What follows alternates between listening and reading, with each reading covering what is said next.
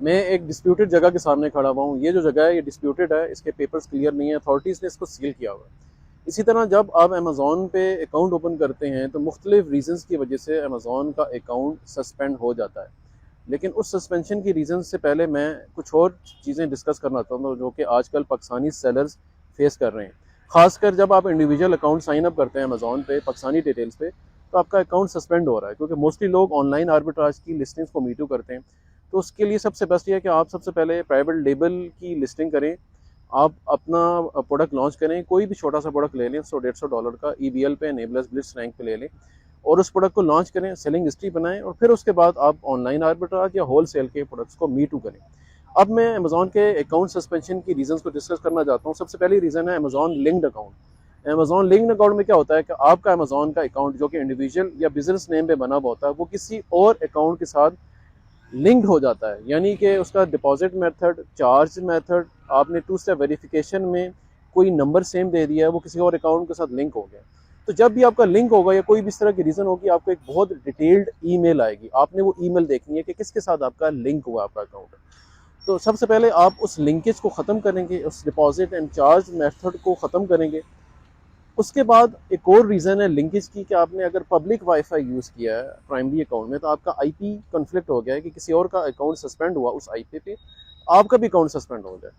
इन cases में ज़्यादातर आपने कोशिश करनी है कि लिंकेज को ख़त्म करना है। अगर वो लिंकेज नहीं थी, आपने अमेज़ॉन पे केसेस ओपन करके उनको बताना है कि मेरा उस अकाउंट के साथ कोई लिंक नहीं है। इसके बाद जो अगली रीज़न है अमेज़ॉन अकाउंट सस्पेंशन की, वो है सेक्शन 3। सेक्शन 3 में आपने ड्रॉप शिपिंग की है, टर्म्स एंड कंडीशन को वायलेट किया है, वो सेक्शन 3 में आ जाएगा। अगर ड्रॉप शिपिंग की है तो उसमें दो उसमें आगे प्लान ऑफ एक्शन हो सकते हैं।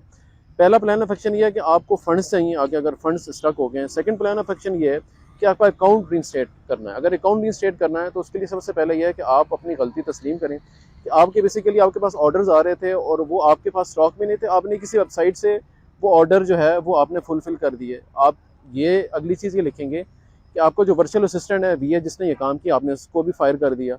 अगली चीज़ आप ये लिखेंगे कि उस केस में प्लान ऑफ एक्शन में कि आपने अब बेसिकली अपनी इन्वेंट्री इस सप्लायर से बाई की है, आप उसकी इनवॉइस भी शेयर कर सकते हैं।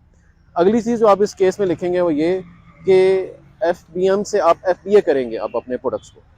इस केस को आप लिखेंगे जब प्लान ऑफ एक्शंस को, तो आपके चांसेस हैं कि आपका अकाउंट जो है वो रिइंस्टेट हो जाएगा।